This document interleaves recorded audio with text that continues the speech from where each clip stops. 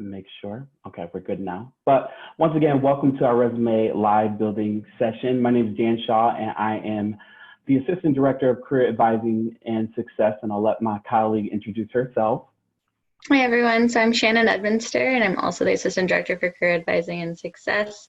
We work in career services. Our primary focus is helping students with anything career related, going from resume writing, cover letters, interviewing, grad school, job search, networking, LinkedIn, pretty much anything that is career or next step related.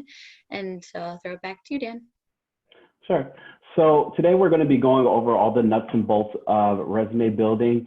If you have any questions throughout the presentation, feel free to add a question into the chat feature or unmute yourself and give us a question, and we'll be happy to answer at any time. If not, we're going to be saving some time at the end for Q&A. I don't get to present with Shannon that often, so I'm pretty excited by it today. But let's kind of just jump right into talking about resumes.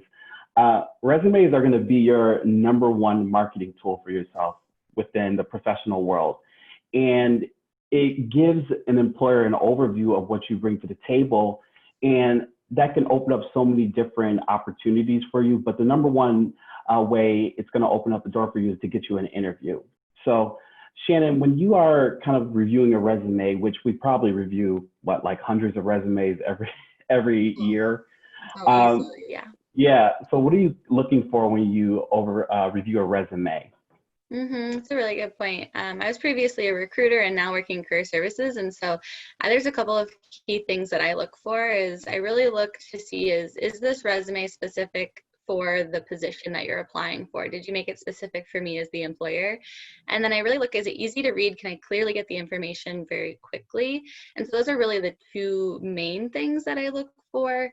But you want to make sure that right away, looking at it a very quick glance, do I see what I want initially, so that in my initial scan that I'm like, yes, this is right, that puts you in my yes pile, And when you were a recruiter, how many resumes would you have to go through daily? Oh goodness. I went from anywhere from 1 to 300 in a given day. That's excessive. That was a lot. That was a primary focus on certain days, but that's what I did. And so I could tell you within 15 seconds whether that resume was going to go in my yes pile, and then I would go back and review it more thoroughly after that point.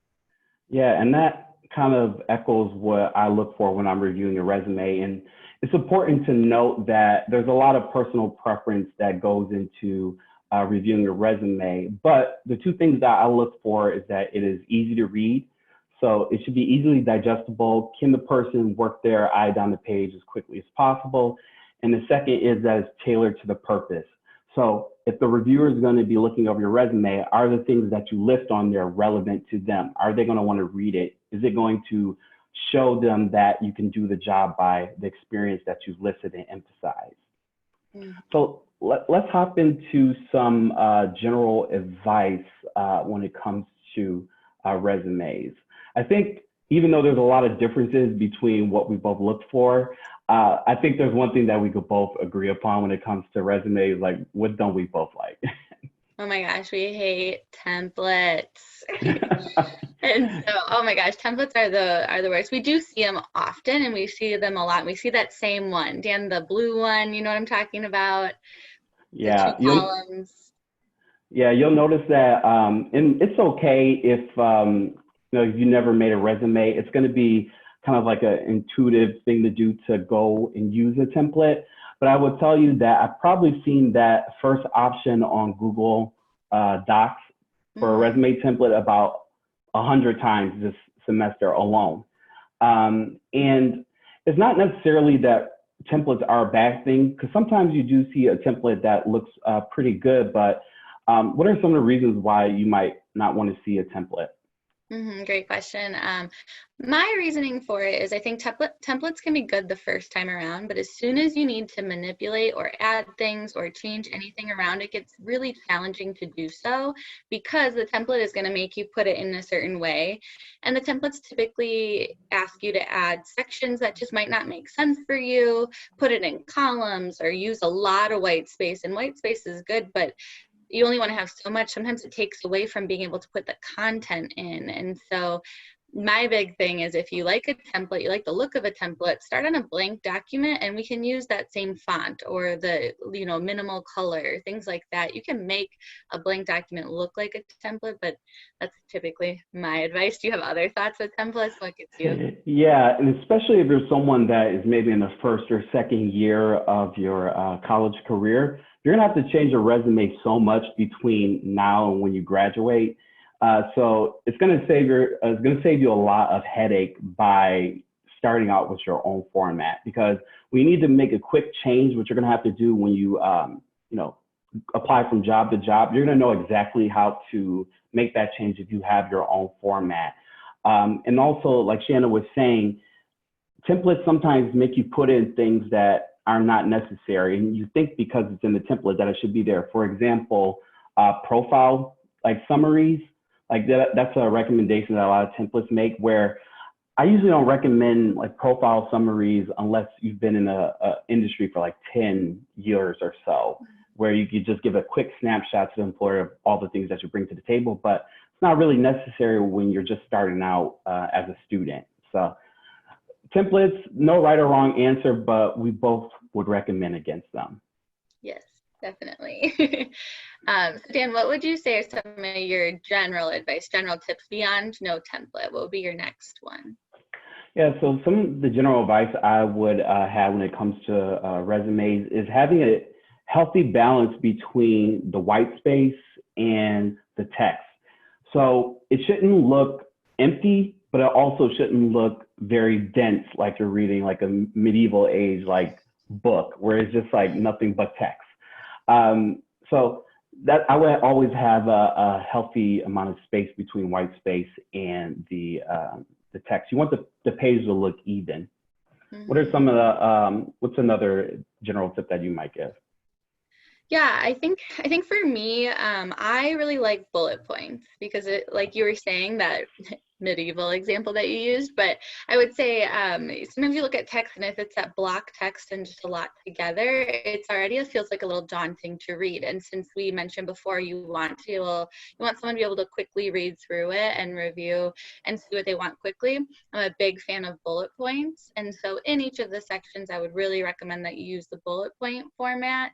Again, when I was the recruiter, it was just like I was reading this so quickly, and bullet points just made it a lot easier.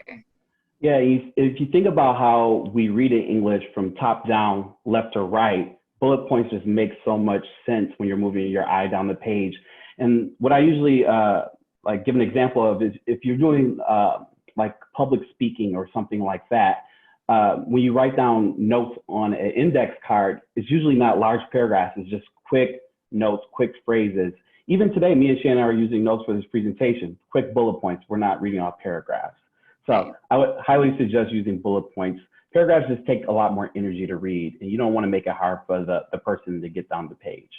Yeah, something that I also recommend when it comes to general advice is to use a simple font size, simple font type. And when you're thinking about what font type to use, it always goes back to what we were just saying before. It has to be easy to read. So Times New Roman, Calibri, some people might use Arial, but you don't want anything on your resume to be distracting so much that they're not going to be able to pay attention to the content of what's on your page.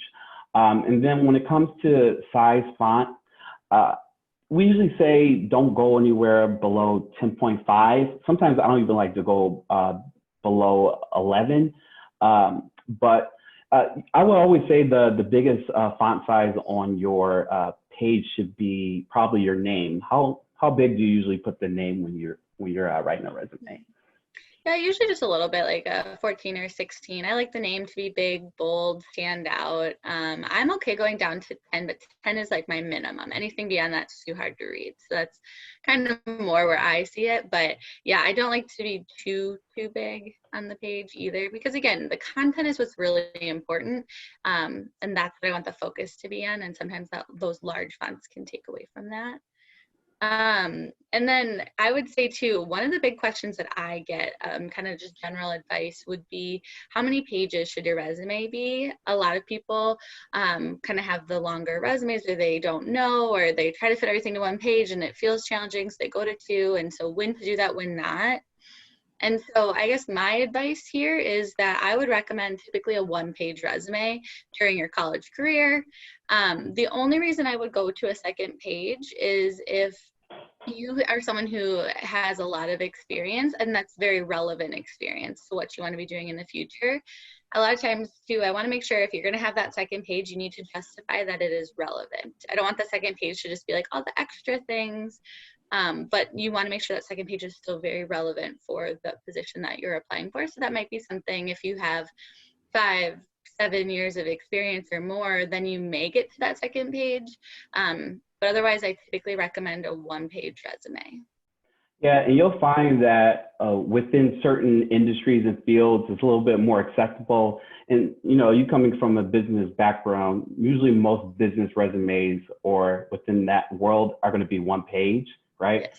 And then if you get more into like the education section, education field or nonprofits, 2 pages is a little bit more acceptable. But I agree with Shannon, unless what you're putting on the second page justifies you needing a second page, I wouldn't, go on to a second page. But I will say, if you do go on to a second page, make sure to either have a half a page or a whole page. Don't do like a quarter or a third of a page. It just looks like you did it by accident. So I will always make it a half or a whole page on that second page. Some other pieces of advice when it comes to general advice. I would avoid things such as charts and infographics.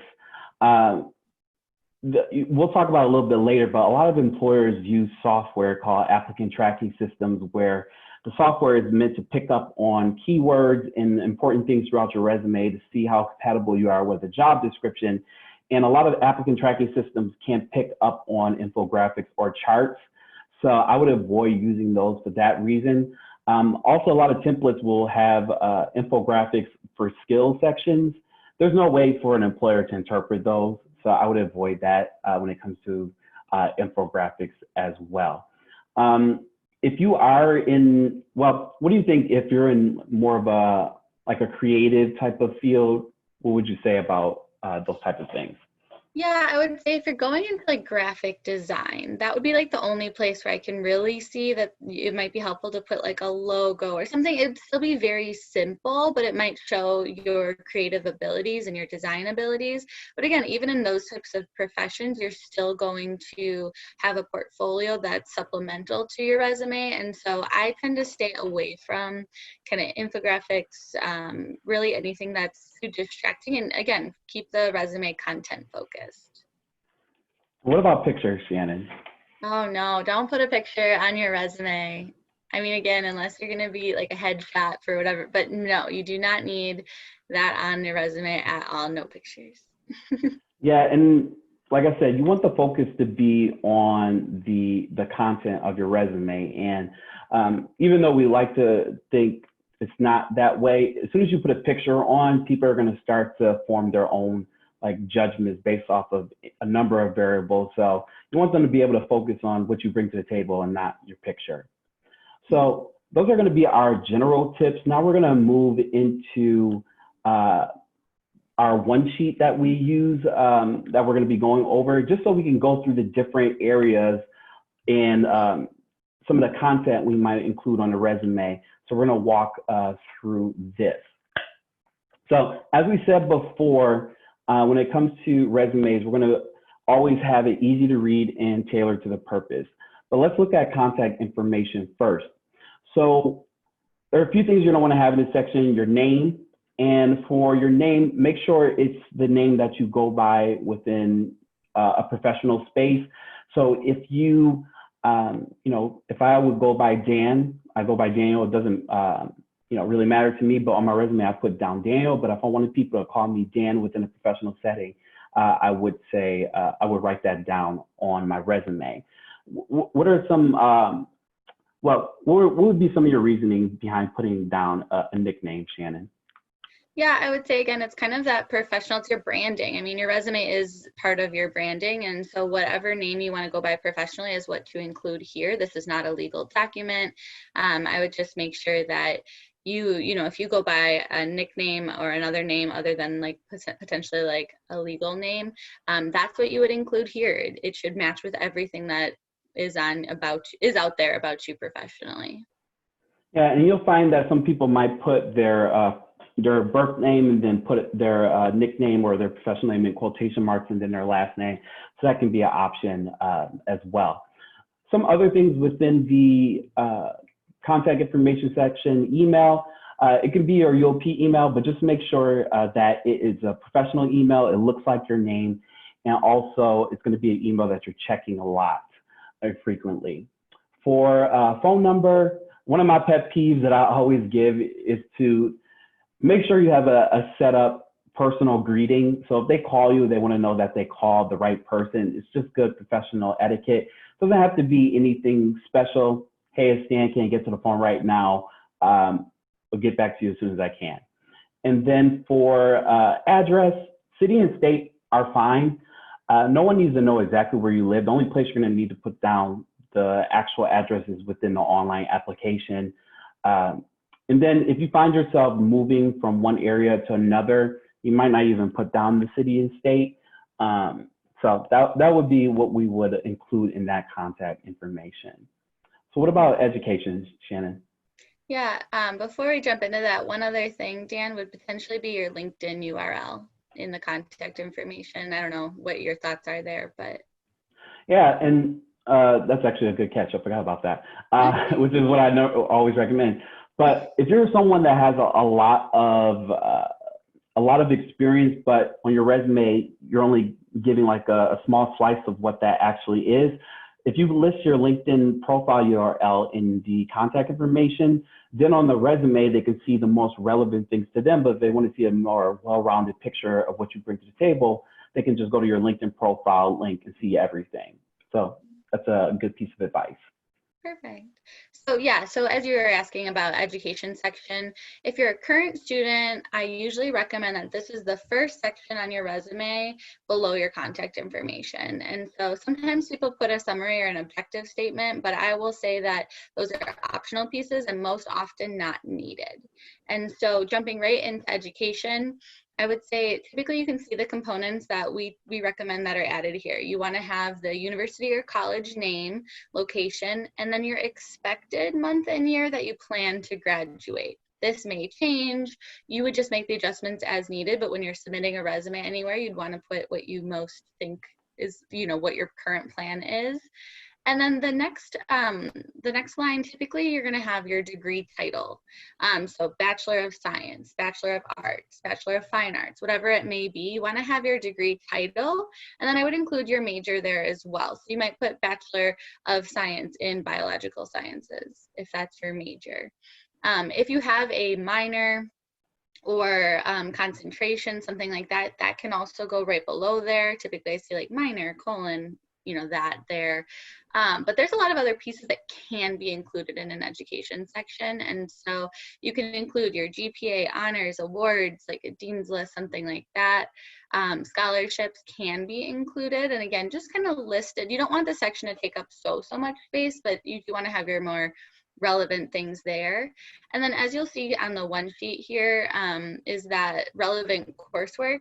So if you're earlier in your career and want to fill out the page a little bit more, or if you've taken very specific classes that are relevant for the positions you're applying to, it can be helpful to include a relevant coursework area right as part of the education section, where you just put relevant coursework : and then just list maybe like 3 or 4 classes. You don't want to list everything, but kind of those that are most connected or most relevant.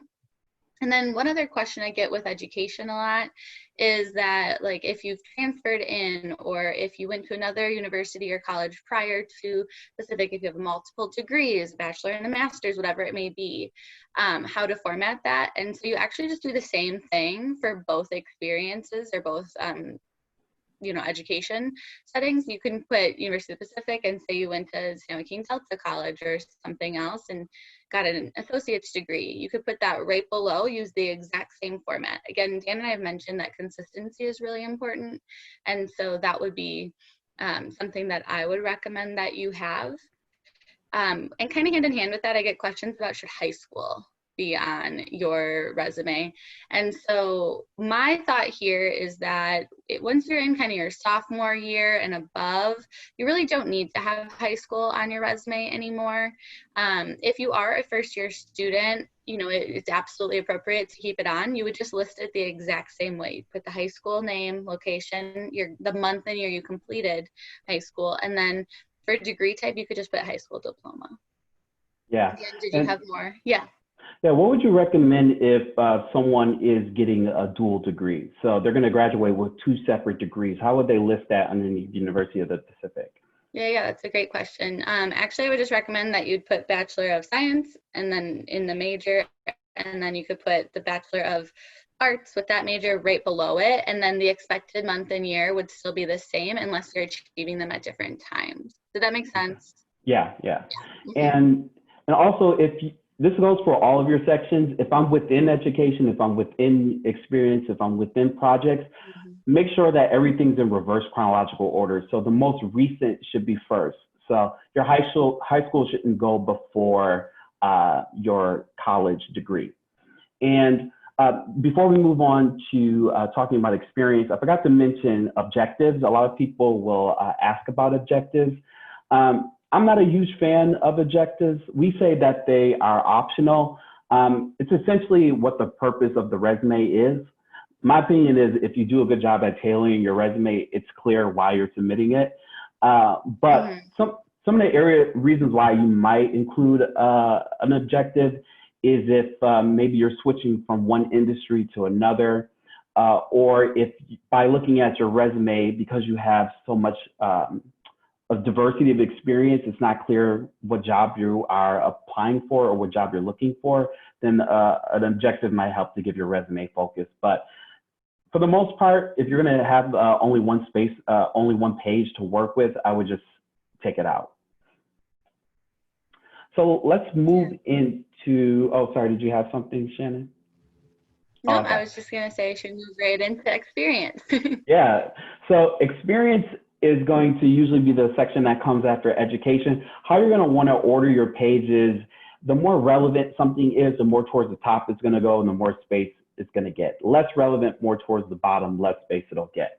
But when you're writing out experience, what you're going to want to include is the title. So the title is going to be whatever title was given to you. If your job has maybe a title that most employers might not recognize, you might want to choose a title that they'll recognize. For example, before this position, my role was career advising and success specialist. I would probably just put career advisor down as my title. But just make sure the employer is going to be able to recognize it. Organization, whatever the employer's name is or the organization's name is, and then location, city, and state. And then you're also going to want to include the month and year to the month and year that you worked for the organization. If you are still working there, that would be the month and year to present. And then, of course, like we said before, consider using bullet points. For relevant experiences, I usually say 3 to 5 bullets will be enough. Once you get above 5 bullets, you probably need to be a little bit more concise and condense some of those bullet point statements. So anything else that I forgot about writing down experience, Shannon? No, but I think I guess maybe the one thing I would say is if it's a little bit less relevant, you may only have 2 bullet points for those experiences. So like you were just saying, you know, if it's really relevant, you might have more. So yeah. Okay. What about projects? So projects is actually going to be formatted very similarly to experience. And so you can see a number of the bullet points here, but I would say that you typically put the project title in. If the project title doesn't exactly translate to someone reading it, make sure you give it a title that makes sense. This might be a project that you did in a class. This could be a project that you did as like on the side for research. It could be a personal project.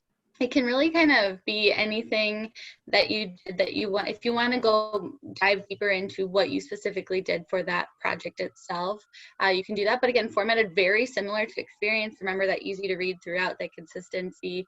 And so this would be if you're doing anything. A lot of times I see this for engineering resumes. I see this for position people who work within labs or have done research, psychology resumes. Sometimes I see that those being the areas that do more so have projects. And again, one thing that I would say to focus on here is as you put the bullet points in, or as you do write a little bit more about your projects, and we'll get into writing the bullet points, but I would just say for projects, keep the focus on how you went about completing the project rather than what the result is, because results are important, but sometimes like your research findings aren't as relevant as how you went about doing the research, because that might not translate as well. And so that'd be my advice within projects, is make sure that if you have them, you keep them really relevant for the position you're applying to. Yeah, and if you are someone within maybe the engineering field, you should definitely have projects down on your resume. Yes. So next section is skills. And for skill sections, you'll notice on a lot of job postings, it'll have skills that you're looking for. When listing skills on your resume, I would suggest sticking to hard skills as opposed to transferable skills, or some people might call them soft skills. So hard skills are concrete, easy to measure, easy to see. So knowledge of another language, that's a skill. Knowledge of Microsoft Office, that's a skill. Knowing a language, a computer language, that's a hard skill. Quite often I'll see hardworking, dedicated, flexible. I might see communication, things like that that are a little bit more vague. Those are legit skills that you should emphasize in your resume, but I wouldn't necessarily write them down in your skill section, because the first thing the employer is probably going to say is, okay, prove it, right? So instead of writing down transferable skills in your skill section, I would rather you show me that through your work experience and let your work experience speak for itself. So if you write down that communication is a skill of yours, then show me when you communicated effectively in one of your past positions. If you believe that multitasking is a skill of yours, show me when you had to juggle multiple priorities in your experience section. So stick to hard skills, and then you can always categorize your skills. So if you want to put down languages, if you want to put down a computer, you can put those all in their different areas. But make sure to be specific when you're listing out those skills. Mm-hmm. Yeah, that's a great point. And so next I want to talk about additional work history. This is a section that some people will have and some won't. But if you do have this section, I think we just wanted to highlight it because you can see on this one sheet when we have your relevant experience, where you're going to put all these bullet points in and really talk about the position. Sometimes you look at it, you look at your own history, your work history, and kind of say, well, there's other jobs I had and maybe I worked them for a long time, but it's not really relevant to what I want to be doing in the future. So for those of you, if that resonates with you, you might consider adding an additional work experience or additional work history section where you honestly just list the other experiences that you've had. So then you can just put still the title, your position title, the name of the organization, the location, and the time frame that you worked there, but you would no longer need to include bullet points in this section. This just still shows an employer that, hey, I had work experience for so many years or whatever time frame, but to show like, hey, I've worked there, but it's not necessarily as relevant, so you don't need to talk about it. You can have it more listed here. So it can be kind of short, just a kind of quick history of these are the other positions I've held. Yeah, and you'll see that a lot of people will put within their other sections that we have listed for like additional sections, that this is where you might just list, especially if you're part of like professional associations or part of like some type of volunteering. Some people will just list it, but it doesn't necessarily mean that it warrants bullets. Save the bullets for the relevant information. Which takes us to this last section. These are all other areas that you could potentially create a section out of. And that's something important to note. just because you weren't paid for an experience doesn't necessarily mean that it's not relevant or just as valuable as paid experience. So if I'm working, like, let's say as a cashier somewhere in retail, I will find that a lot of students will put that experience higher than some of the other stuff that they've done, such as maybe you're on an e-board of a student organization, or maybe you've done a lot of shadowing or observation hours somewhere. You'll find that the experience that you weren't paid for will be actually more relevant than the experience you were paid for. So in that instance, you're going to want to emphasize those relevant experiences. But these are other sections that you could potentially put down within your resume. But as you apply for one job to another job, some things might become more relevant than others. So that's how things are going to move up and down the page. Yeah. But let's move into talking about how to actually talk about your experience. So these bullet point statements that we talk about. Do you have anything to add to additional sections, Shannon? No, but I cannot scroll at the moment, so You can't? hopefully we can do that. But I might stop sharing my screen and reshare just to see if okay. And I can share mine but as well. If you wanna kick it off here. Okay.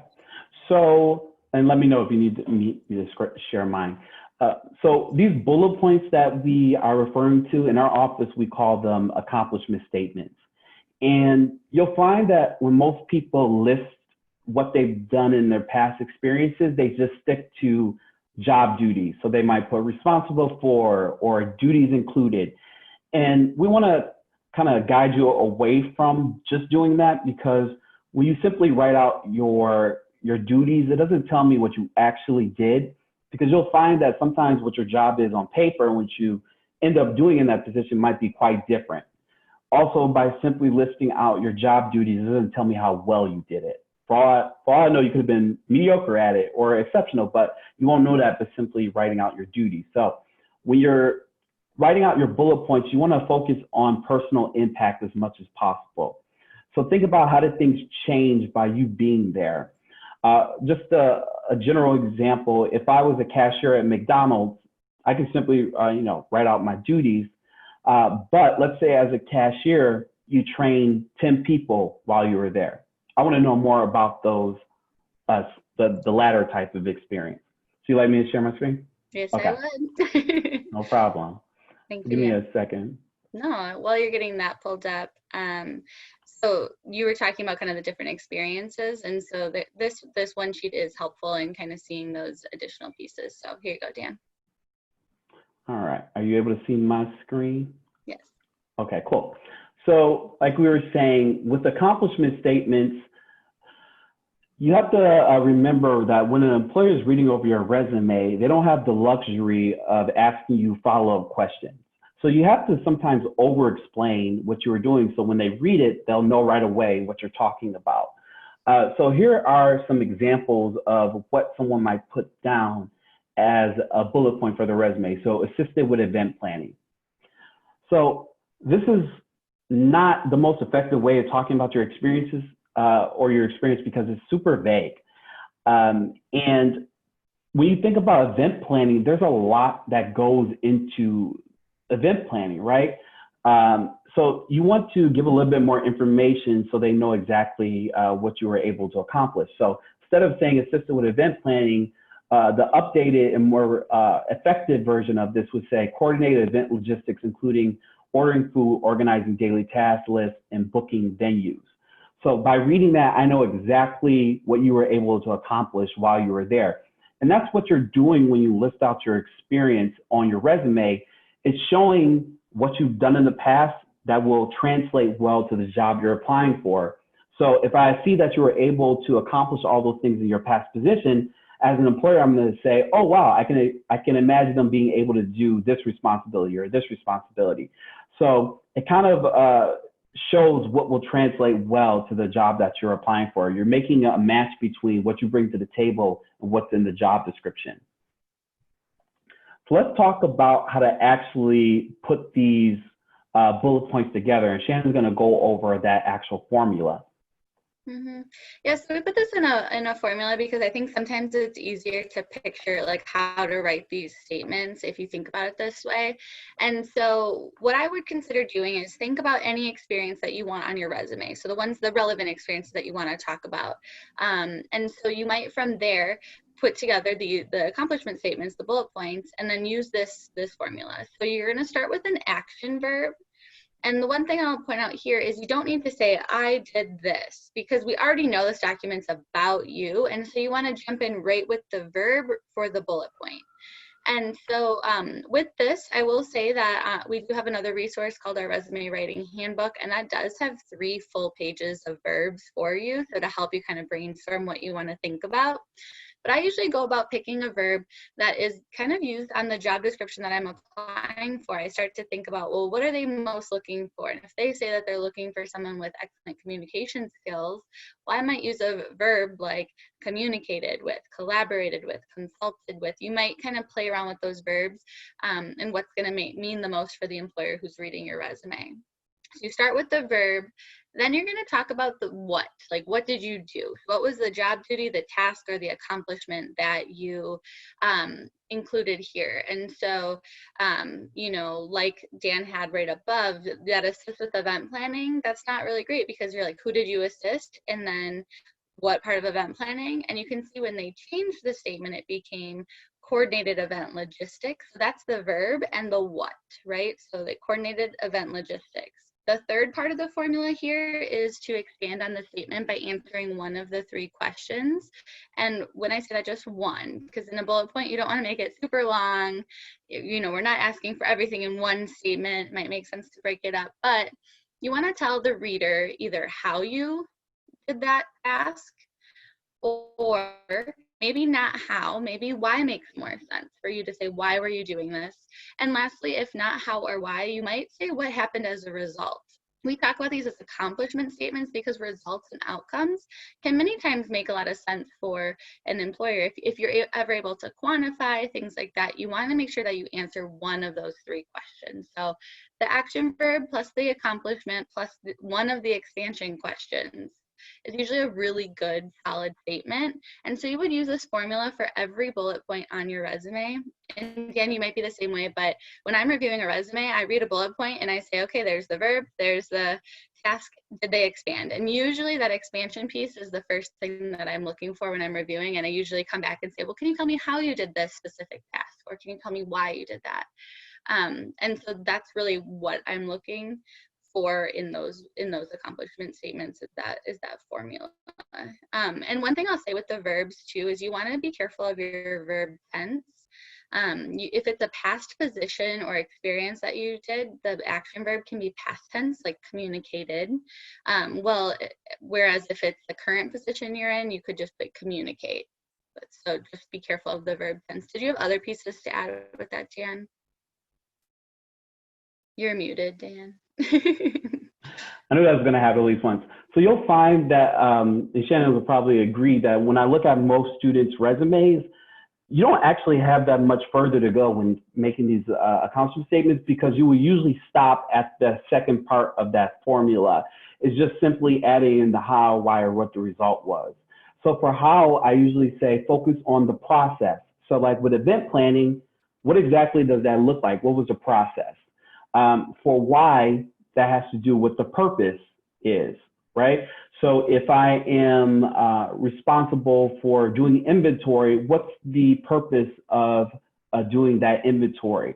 So is it you know, the employer has accurate numbers for the products in the store, so expand upon that. In the result, you can talk about outcomes. And I like to focus on the results when you're doing an experience that's not necessarily, where you're not necessarily having a role that you believe is as impactful. So for example, when you are listing out a shadowing experience or experience in which you were just observing, instead of focusing on, you know, quantifiable results, you can talk about skills that you gain as a result of that experience. So you'll find that for most students, they will do the first 2 parts, but forget the second portion of it. And like I said, this is telling the employer what you're capable of doing in the future. But you just have to be, as specific as possible and try not to be vague, because the vagueness doesn't tell anything about your potential.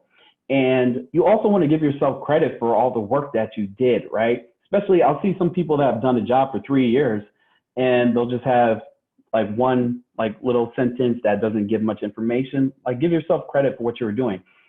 And what I would suggest also doing, because your resume is going to change slightly for every job that you apply for, because every job is going to be asking for different things, I would recommend having a master resume where you have all your experience and you have those first two portions of that accomplishment statement.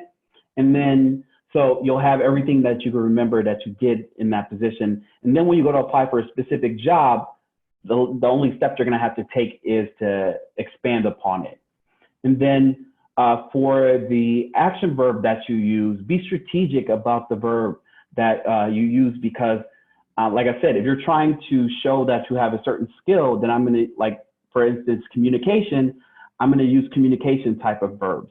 If I am trying to sell leadership skills, then I'm going to choose things that have to do with managing or leading individuals. So be strategic about the verb that you use as well. Perfect.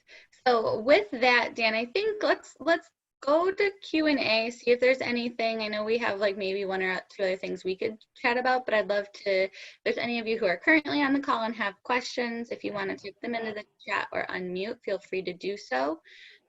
Otherwise, we'll kind of jump in with just a few last comments. I just have a couple questions. Please. It's all right. So I was like writing stuff down, so I missed a couple things, but you said like don't include high school, right? I would say, yeah, I was just saying with that piece with high school, if you're a first year student, you can keep high school on, but I think once you go into sophomore year, high school can come off completely.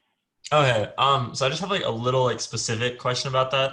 Please. So I'm in engineering, and I like just started my third year, so I wouldn't include high school otherwise, but I did like first robotics throughout all high school, so that was like competing and like meeting deadlines, like building a robot on a budget, like, and I like held a lot of hats, like programming, manufacturing, work with tools and stuff. So should I include that or not? Because it almost seems like a little special case, especially because I'm trying to apply to places that like sponsor first events and stuff.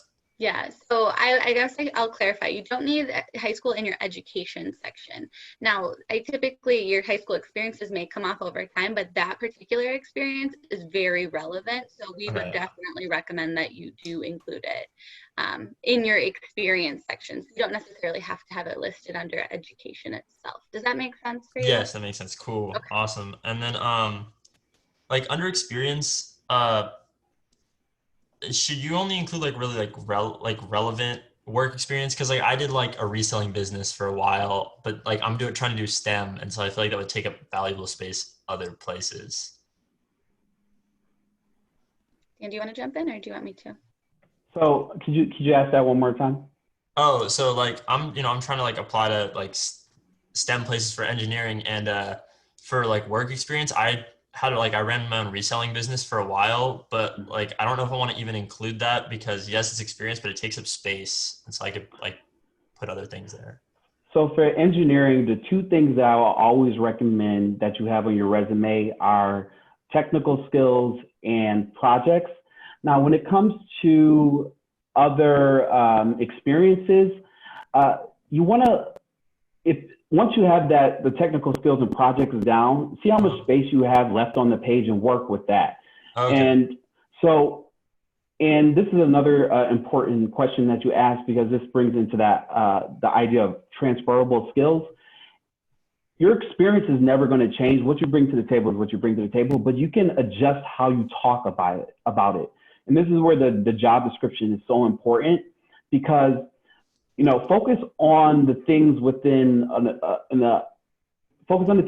a job that you're applying for, and try to see, for instance, every job is going to ask you to work on a team. Pretty much every job is going to ask that you're able to communicate. Every job is going to ask that you have critical thinking and problem solving skills. So when you talk about those past experiences that might not be related to engineering, there's still going to be a lot of things that you could focus on within that past experience that you could talk about that will be relevant to engineering employers, right? Yeah. So what you focus on depends on what's in the job description. So it might not be relevant, but the professionalism and the skills that you're going to gain from working in a professional environment, a lot of those are going to be able to translate into an engineering position as well. Okay, cool. And Ryan, I'll just add like one thing there is it might make sense for you to have it, but just like 1 or 2 bullet points for that experience. Like maybe you don't need it to be like a lot longer than that. So we'll have to see how much space you have, but yeah. And then I have a good bit of questions, but if anybody else has questions, go ahead, because I've already asked 2. So I mean, sure, let's see. Does anyone else have a question? Otherwise, we'll keep going with you, Ryan. I just have one question. So for the bullet points, does it come across better to phrase them as like sentences, like have a period at the end, or does that really matter?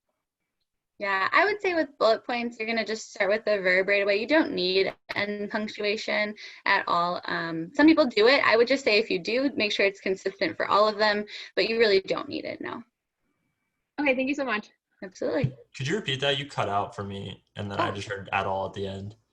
Yeah, absolutely. So I was just saying you don't need end punctuation for bullet points, but if you decide to have it, just make sure you have it for all of them.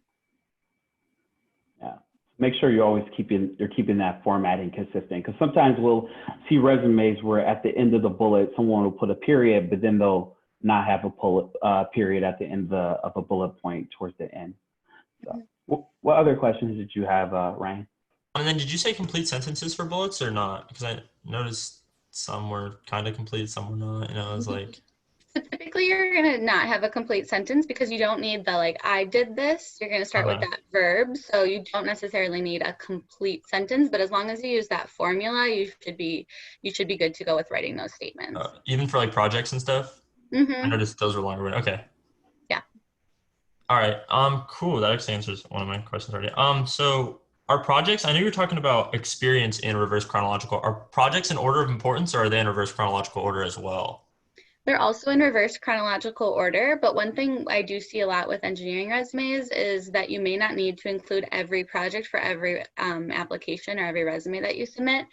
So you might just pick your most relevant and still have them in reverse chronological order. So you might have done like 6 projects throughout your time, but you want to pick your top 2 or 3 to emphasize for that resume.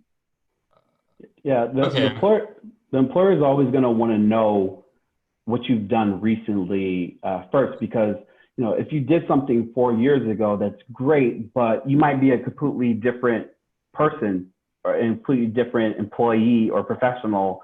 So they're usually going to want to know what you've been doing most recently.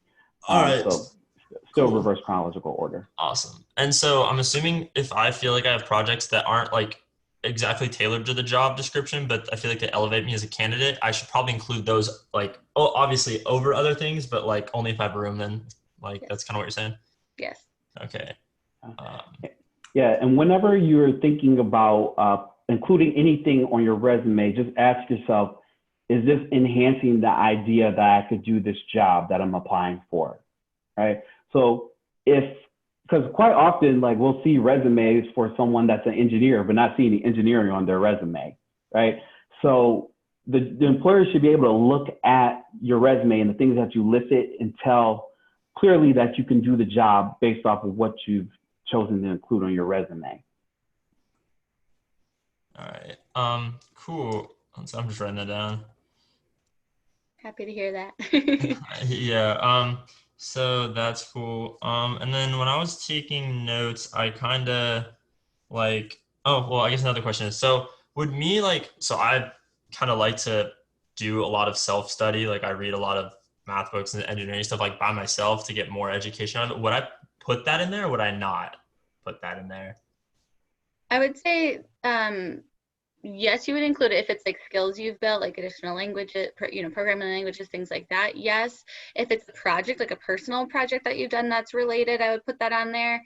If it's like doing some sort of research, yes. But if it's reading a book, you may not have a place to include that on the Uh-huh. resume. That may be something you can incorporate into your cover letter Okay. to say, hey, I've done this additional work. But if it's a personal project, but it's relevant, then yes, include it. But if, and if you learned a new skill, it could go under a skills section. That'd be Okay, more yeah, I the way. just wasn't sure how to translate that because it's Mhm. like certain skills that apply, because Yeah. it's like engineering's applied math, but it's like still in the end kind of learning it from a book, so it's not really a project. So I wasn't really sure. Yeah, and again, that might be more of the cover letter or in an interview, something like that. Okay, yeah, that cool. And while Shannon, I could tell Shannon is reading the other question, and just to kind of hop off of that, independent projects are relevant, but remember, relevance is always going to be determined by the audience who's going to be reading your resume.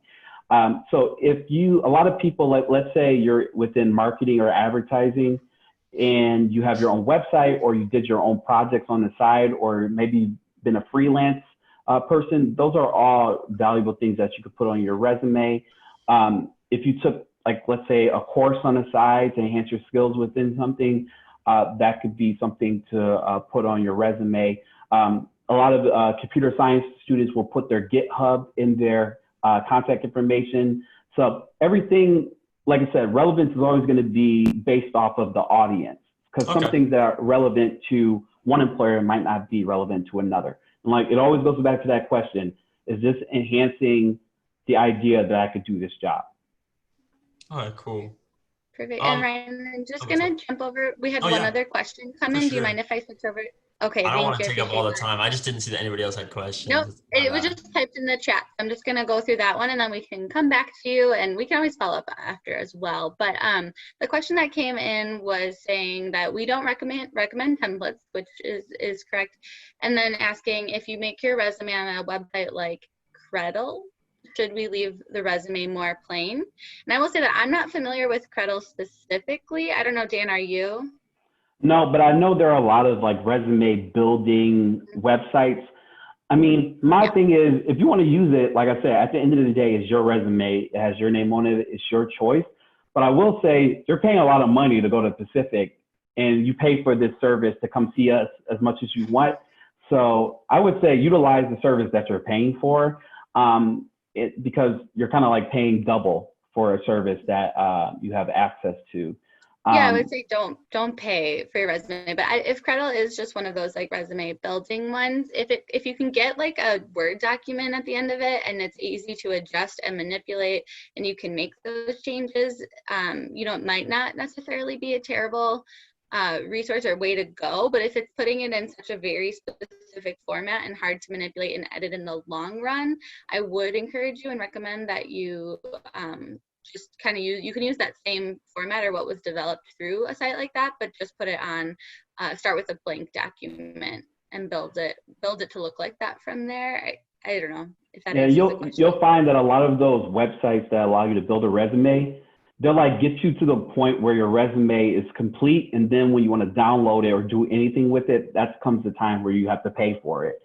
So I mean, I would say save yourself some time and money by just coming to see us. You'll notice that the resume writing document that we sent, did I send a PDF or a Word document? Since there's a PDF. Okay, well, I have a Word document version of that if you want to use that version. And like I said, the highlight of your resume should be the content. You just want the format in a way where it's going to be easy for someone to scan over it for 15 seconds. So I wouldn't put a lot of money into, a website or a format that's just very nice, but I would focus more on the content. So I usually am a little bit conservative when it comes to resumes and their formatting.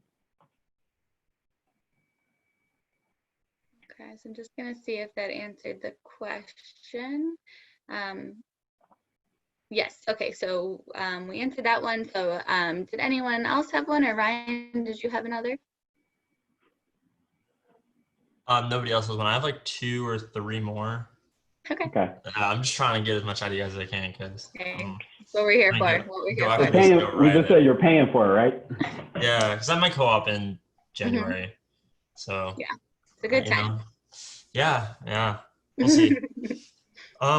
Okay. Actually, just a quick question that I just thought of for LinkedIn and for co-ops, like I'm assuming co-op people don't really look at that, or like, do they? Like employers for a co-op when you're They're going to student? go through your application, but I would never doubt that someone looks at your Okay. LinkedIn.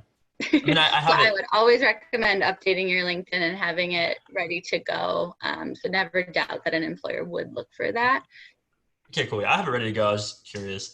Okay, and then you said something about the skills section. You were talking about hard skills versus soft skills. I was kind of writing notes, playing catch up, so I kind of fell behind at that point. Could you explain that hard skills versus soft skills and what to put in there?